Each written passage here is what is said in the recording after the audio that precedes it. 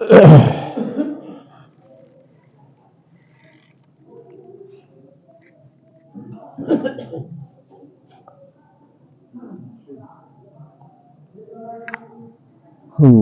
اکبر۔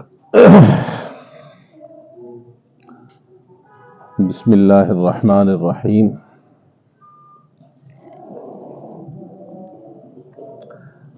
گزشتہ کل ہم نے موضوع ایک شروع کیا تھا عقائد میں، اور وہ تھا کہ انسان اور بشر کو اللہ نے بڑی فضیلت عطا فرمائی ہے، اور اس کے لیے اللہ جل مجدہ نے قرآن کریم میں 4 قسمیں کھائیں، اور اس کے بعد ارشاد فرمایا کہ میں نے اس انسان کو، اس بشر کو بہت خوبصورت اور بہترین سانچے میں پیدا فرمایا ہے۔ اس چیز کو مد نظر رکھتے ہوئے اللہ جل مجدہ کے حبیب امام الانبیاء صلی اللہ علیہ وسلم کی ذات اقدس، اس کے بارے میں بھی میں نے عرض کیا تھا کہ وہ بھی بشر ہیں اور انسان ہیں، وہ نورانی نہیں ہیں یا نور نہیں ہے، بلکہ بشریت میں داخل ہیں۔ یہ اہل سنت والجماعت کا عقیدہ ہے، ٹھیک ہے، اہل سنت والجماعت کا یہ عقیدہ ہے کہ آپ علیہ الصلاۃ والسلام بشر ہیں، لیکن بشر میں سید البشر ہیں، تمام بشری لوگوں کے سردار ہیں، بشر میں سب سے اعلیٰ ہیں، بشر میں سب سے مقدس ہے، اور بشر میں سب سے عظیم ہے، علم کے اعتبار سے، کمال کے اعتبار سے، حسن کے اعتبار سے، جاہ و جلال کے اعتبار سے، عبادت کے اعتبار سے سب سے اعلیٰ ہے۔ اس پر میرا، آپ کا اور ہم سب کا ایمان ہے، الحمدللہ۔ تو بشر میں سید البشر ہیں، سارے بشروں کے سردار ہیں۔ اسی بنا پر امام رازی رحمت اللہ علیہ نے لکھا ہے کہ آپ علیہ الصلاۃ والسلام جب معراج پہ تشریف لے کر گئے تو اس وقت اللہ جل مجدہ نے نبی کریم صلی اللہ علیہ وسلم سے دریافت فرمایا کہ کون سا لقب اور کون سا وصف آپ کو سب سے زیادہ پسند ہے، کون سا وصف، کون سا لقب آپ کو سب سے زیادہ پسند ہے؟ تو جواباً آپ علیہ الصلاۃ والسلام نے عبد کا لفظ کہا کہ میں کیا ہوں؟ بندہ ہوں، عبد ہوں، یہ مجھے سب سے زیادہ پسند ہے۔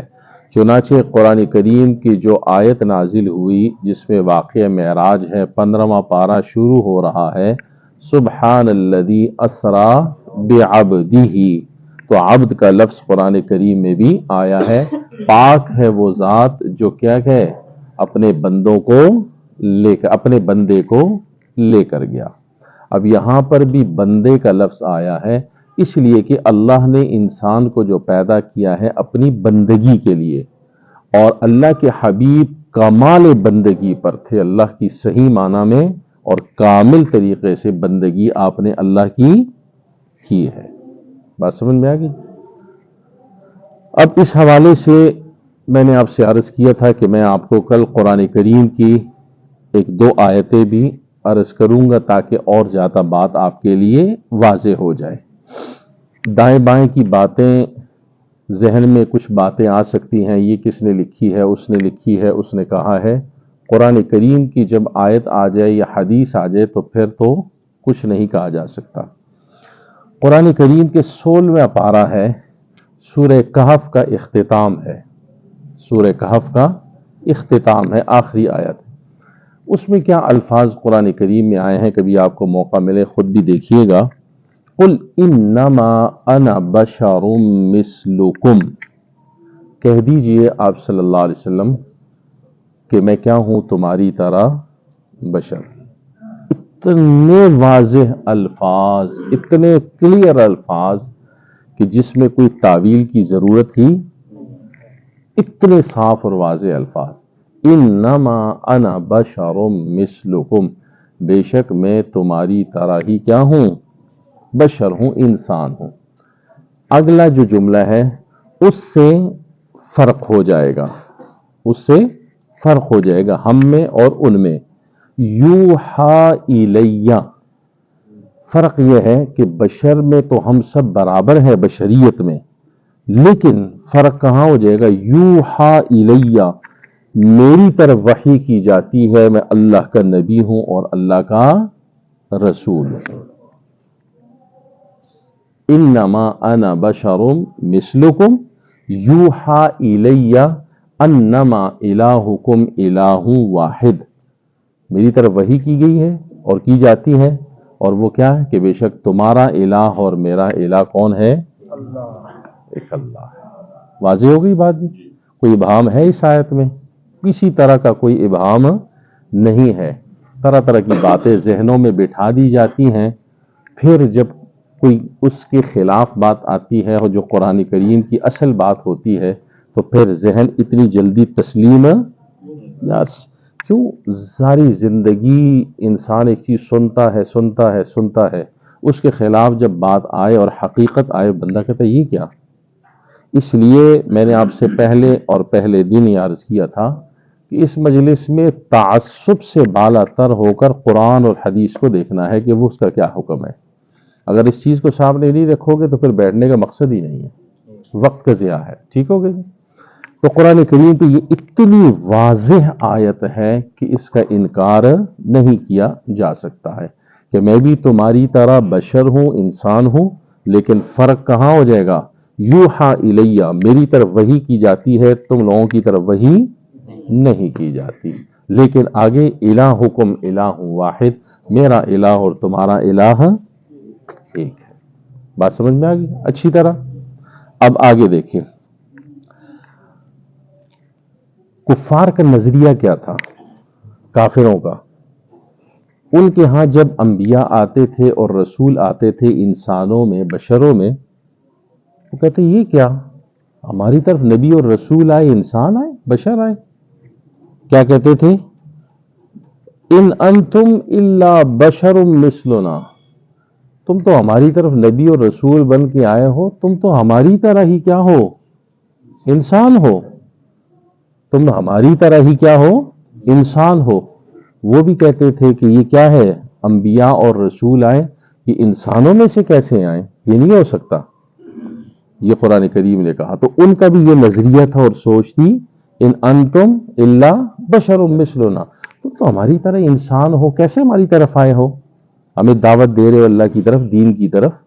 نہیں، ہماری طرف اگر کوئی آئے گا تو کوئی اور مخلوق آئے گی تو پھر ہم کہیں ہاں یہ اللہ کا نبی ہے اور اللہ کا۔ دوسری جگہ قرآن کریم میں ہے ما لہذا الرسول یأکل الطعام ویمشی فی الاسواق، نبی کو کیا ہو گیا ہے؟ یہ ہماری طرح کھاتا ہے اور ہماری طرح بازار میں چلتا ہے۔ یہ قرآن کہہ رہا ہے۔ انبیاء کے بارے میں کیا کہا؟ یہ ہماری طرح کھاتے ہیں اور ہماری طرح بازاروں میں چلتے ہیں۔ تو اس طرح کے لوگ ہمارے پاس نبی بن کے آئے، رسول بن کے آئے؟ نہیں بھائی، ہمارے پاس اگر کوئی آئے گا تو کوئی اور مخلوق آئے، پھر ہم کہیں گے کہ یہ اللہ کا نبی ہے اور اللہ کا۔ اس سے معلوم کیا ہوا کہ یہ نظریہ بھی کس کا تھا؟ کفار کا تھا، کافروں کا تھا۔ وہ بھی انسانوں کو انبیاء اور رسول نہیں، وہ کہتے کوئی اور مخلوق ہوگی تو تب جا کر نبی اور رسول ہوگا۔ تو انبیاء جواباً کیا کہتے تھے؟ ان نحن الا بشر مثلکم، ہم صرف اور صرف کیا ہے؟ تمہاری طرح انسان ہیں۔ وَلَكِنَّ اللَّهَ يَمُنُّ عَلَى مَن يَشَاءُ، لیکن اللہ جس پر چاہے احسان کرے، من عبادہ، اپنے بندوں میں سے۔ مراد کیا ہے؟ کہ جن پر اللہ احسان کرے اپنے بندوں میں سے، یعنی اس کو نبوت سے نواز دے، اس کو رسالت سے نواز دے، یہ اللہ احسان کر دے۔ ورنہ کیا ہے؟ ان نحن الا بشر مثلکم، ہم کیا ہیں؟ تمہاری طرح ہی انسان ہے۔ لیکن فرق کہاں سے ہو جائے گا؟ وَلَكِنَّ اللَّهَ يَمُنُّ، اللہ جس پر کیا کر دے؟ احسان کر دے. اور احسان کس صورت میں؟ کہ اللہ نے ہمیں نبوت سے اور رسالت سے نواز دیا. یہ اللہ نے احسان کر دیا اور تمہیں اس چیز سے نہیں نوازا. یہ انبیاء نے کیا کیا؟ ان کفار کو اور اپنی قوموں کو یہ جوابات دیے کہ بھی ہمیں کچھ اور مخلوق نہ سمجھو. یا اللہ تمہاری طرف کسی کو بھیجے گا تو کوئی اور مخلوق آئے گی اور انسان اور بشر جو ہے وہ تمہاری ہدایت کے لیے نہیں آئے گا. ایسا بات اور ایسی نظریہ تمہارا درست نہیں ہے. کوئی ابہام ہے بھائی اس چیز میں؟ کتنی واضح آیات میں نے آپ کے سامنے عرض کر دی. اور سابقہ جو قومیں گزری ہیں ان کا بھی یہی نظریہ اور یہاں پر بھی کچھ لوگوں کا یہی نظریہ، حالانکہ قرآن اور حدیث سے تصادم کھا رہا ہے. اور اتنی واضح آیات ہیں کہ جس کا انکار نہیں کیا جا سکتا. بات سمجھ میں آ گئی جی؟ یہ قرآن کریم کی 2-3 آیتیں میں نے آپ کے سامنے عرض کر دی، ورنہ دلائل کی دنیا تو بڑی لمبی چوڑی ہے. آئندہ مجلس میں انشاءاللہ اب احادیث کے حوالے سے آپ کو 2-3 حوالے دوں گا تاکہ قرآن سے بھی آ جائیں حوالے اور حدیث سے بھی آ جائیں، تاکہ بات بالکل واضح ہو جائے. آج کی اچھی طرح سمجھ میں آ گیا جی؟ اللہ تعالیٰ اچھے اور بہتر عقائد اپنانے اور سمجھنے کی توفیق عطا فرمائے. دوسرا موضوع ہمارا فقہی مسائل میں نماز قصر کے حوالے سے اس کا سلسلہ چل رہا ہے. نماز قصر میں ایک چیز ذہن میں رکھیں، ایک ہوتا ہے وطن اصلی اور ایک ہوتا ہے وطن اقامتی. ایک لفظ کیا ہے؟ وطن اصلی، اور ایک ہوتا ہے وطن اقامتی. وطن اصلی وہ جہاں انسان پیدا ہوا، انسان کی جائیداد ہے، والدین ہے وغیرہ وغیرہ، وہ کیا ہے؟ اصل ہے. وطن اقامتی وہ ہے کہ انسان کسی دوسری جگہ جا کر آباد ہو جائے، کسی اور جگہ آباد ہو جائے. مثال سے سمجھاؤں گا آپ کو، ذرا واضح ہو جائے گی. یہ گجر خان کسی کا وطن اصلی ہے، یہاں پیدا ہوا، باپ دادا وغیرہ ادھر ہی ہیں، ٹھیک ہے جی، اور کاروبار بھی ہے. لیکن آپ میں سے کوئی گھر کا فرد کیا ہو جاتا ہے؟ یہاں سے لاہور شفٹ ہو جاتا ہے، ٹھیک ہے جی. وہ کیا ہو گیا؟ اب اس کا وطن اقامتی ہو گیا. بیوی بھی لے گیا، بچے بھی لے گیا، وہاں پر گھر اپنا لے لیا، کرائے پہ لے لیا یا وہیں پہ رہنا شروع کر دیا، ٹھیک ہے جی. اس کو کہیں گے وطن اقامتی، اور یہ اس کا وطن اصلی ہے.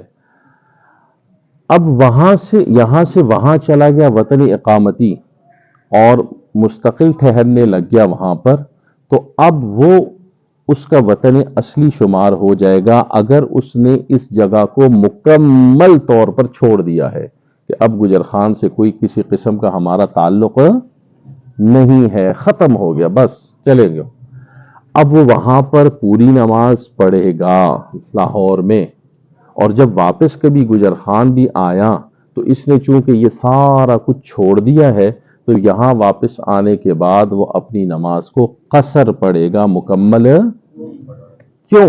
اس لیے کہ یہ وطن اصلی تھا اور اس نے اپنے اس وطن اصلی کو چھوڑ دیا کہ بس اب گجر خان سے کوئی تعلق نہیں ہے، ختم. کبھی کبھی آنا جانا لگا رہے، وہ ایک الگ بات ہوتی ہے، لیکن نیت اور ارادہ یہ کر لیا کہ ختم اب. تو پھر دوسرے شہر میں جا کے جو آباد ہوا تو وہاں پر نماز پوری پڑھے گا، اور جب واپس گجر خان کبھی کسی سے ملنے آیا، ٹھیک ہے جی، ایک دن کے لیے آدھے دن کے لیے وغیرہ وغیرہ، تو وہ نماز یہاں پر قصر پڑھے گا، پوری نہیں پڑھے گا، اس لیے کہ اس نے چھوڑ دیا. اور اگر اس نے گجر خان کو چھوڑا نہیں ہے، اپنے وطن اصلی کو چھوڑا کہ یار وہاں تو میں رہ رہا ہوں، باقی میرے سارے یہاں ہیں، میرا آنا جانا یہاں پر لگا رہے گا، اور اس نے اپنے اس وطن اصلی کو چھوڑا نہیں ہے، صرف کاروبار کے لیے گیا ہے، بالفرض وہاں رہائش رکھ لی ہے، یا کوئی اس کی ملازمت ہے وہاں پر اس نے ملازمت رکھ لی ہے، لیکن اس جگہ کو اس نے چھوڑا. اب جب وہ یہاں پر جب آیا کرے گا تو پھر نماز وہ پوری پڑھے گا، پھر قصر نہیں پڑھے گا. کیوں؟ اس لیے کہ اس نے اس وطن اصلی کو چھوڑا نہ ہی نیتن نہ ہی عملاً. لیکن کیا ہوا ہے، اس طرح بے شمار لوگ ہیں آپ کو پتا ہے، تو وہ وہاں پر بھی پوری نماز پڑھیں گے، اور جب واپس یہاں آئیں گے کبھی جب بھی آئیں تو وہ یہاں پر بھی نماز کو پوری پڑھیں گے۔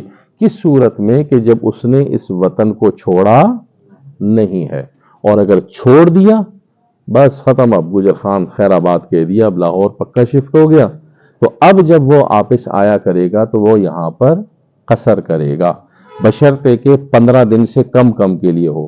اگر یہاں 15 دن کے قیام کے لیے آیا ہے تو پھر پوری ہی نماز۔ سمجھ میں آ گیا جی مسئلہ؟ یہ ذرا اہم مسئلہ ہے، یہ عام طور پر پیش آتا ہے، امید ہے کہ سمجھ میں آیا ہوگا۔ اس سفر کی نماز میں ایک چیز اور ہے، سسرالی رشتہ ایک ہوتا ہے، کسی اور شہر میں شادی ہوئی ہے، سسرالی رشتے میں جب داماد جائے اور بیٹی واپس اپنے ماں باپ سے ملنے وغیرہ کے لیے جائے، اس کے لیے کیا حکم ہے کہ نماز وہ وہاں پوری پڑے گی بچی یعنی بیوی، یا قصر کرے گی؟ ٹھیک ہے، اور شوہر وہاں پر جا کر نماز پوری پڑے گا یا قصر پڑے گا؟ ٹھیک ہے، 15 دن کا جو قیام ہے وہ مسئلہ وہی ہے، ٹھیک ہے جی، 15 دن یا اس سے اوپر کا پھر تو وہاں پر پوری ہی پڑے گا، اور اگر 15 دن سے کم سسرال جا رہا ہے یا اس کی بیوی اپنے میکے جا رہی ہے تو یاد رکھیے وہاں پر یہ دونوں نماز اپنی قصر پڑھیں گے، پوری۔ عورت کی شادی کے بعد، لڑکی کی شادی کے بعد اس کا میکا وطن اصلی ختم ہو جاتا ہے، جدھر شادی ہوتی ہے وہ اس کا وطن بن جاتا ہے، ٹھیک ہے، وہ اس کا وطن بن جاتا ہے۔ اب یہاں پر وہ اپنی نماز کی ادائیگی پوری کرے گی، اور والدین کے گھر جب جائے گی سسرال یعنی اپنے، تو وہاں پر وہ نماز کیا کرے گی؟ قصر پڑے گی۔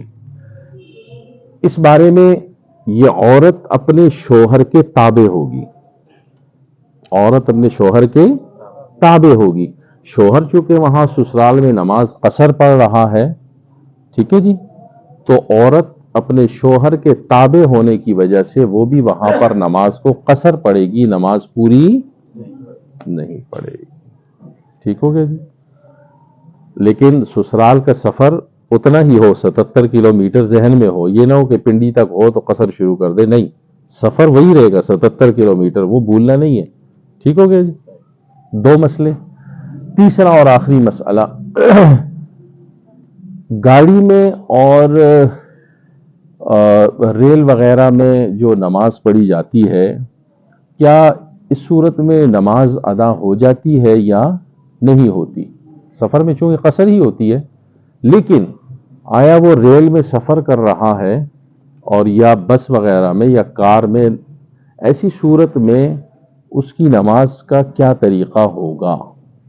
عام طور پر ریل میں یہ چیز سامنے آتی ہے کہ ریل میں سفر ہو رہا ہے، نماز کا وقت ہو رہا ہے تو لوگ ایسے ہی کھڑے ہو جاتے، چلو جی نماز پڑھو، نہیں، یاد رکھیے یہاں پر بھی قبلے کی طرف نماز پڑھنا شرط ہے، ایسے نہیں کہ ریل جدھر جا رہی تو جی ریل ہے پڑھتے رہو جدھر، نہیں، نماز قبلے کی طرف پڑھنا شرط ہے، اور نماز کے اندر قیام بقدر استطاعت وہ بھی شرط ہے، وہ فرض ہے، وہ شرط ہے اور یہ فرض ہے، تو قبلہ بھی ضروری ہے اور قیام بھی استطاعت کے مطابق فرض ہے۔ اب اگر رخ کسی اور طرف کر کے نماز پڑھ رہا ہے تو اس کی نماز نہیں ہوگی، اس لیے کہ قبلہ نہیں پایا جا رہا۔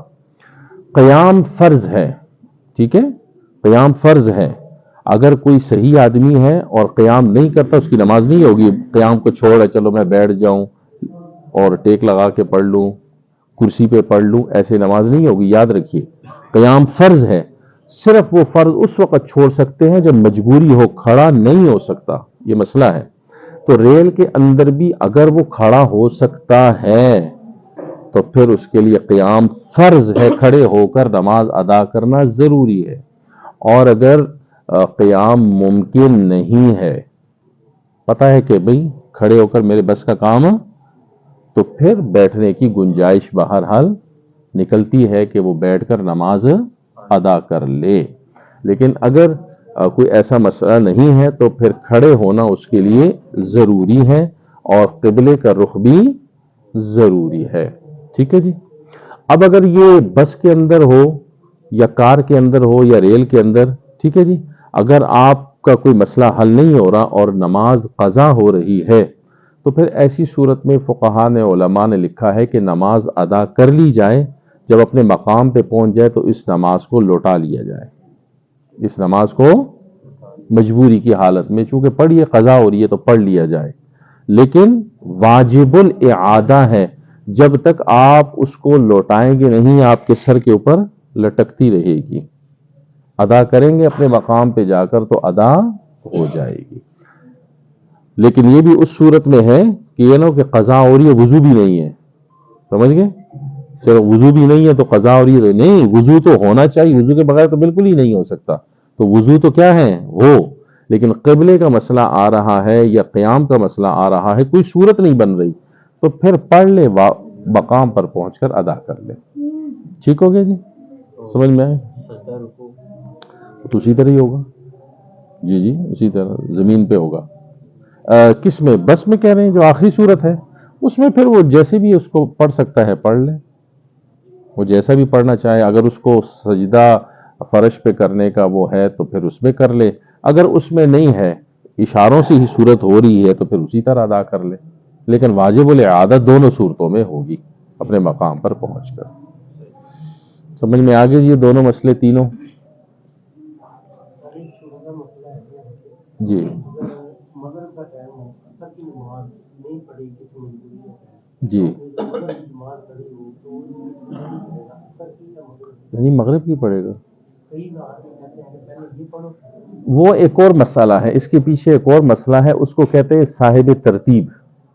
صاحب ترتیب وہ ہوتا ہے کہ جس کے بالغ ہونے کے بعد کبھی کوئی نماز قضا ہی نہیں ہوئی. ٹھیک ہے جی، کبھی کوئی نماز زندگی میں قضا ہی نہیں ہوئی. اس شخص کے لیے ہے کہ پہلے جو نماز اس نے نہیں پڑھی پہلے اس کو پڑھے، پھر اس کے بعد اگلی پڑھے. یہ اس شخص کے لیے ہے. اب ایک آدمی صاحب ترتیب نہیں ہے، زندگی میں کتنی ہماری نمازیں قضا ہوئی ہیں، جماعت سے بھی رہ گئی ہیں، ٹھیک ہے، کتنی ایسی پڑھی بھی نہیں گئی، تو اس کے لیے یہ حکم نہیں ہے. وہ بعد میں پھر پڑھ لے. کیوں بعد میں پڑھ لے؟ اس کی وجہ یہ ہے کہ وہ تو قضا ہو گئی ہے، تو جو ادا ہے اس کو تو مقدم کرے. سمجھ گئے جی؟ اس کو مقدم. ٹھیک ہو گیا جی؟ پھر بھی اگر کسی کو کوئی مسئلہ سمجھ میں نہ آئے تو بعد میں پھر بھی پوچھ سکتا ہے، میں ادھر ہوتا ہوں. ٹھیک ہے جی؟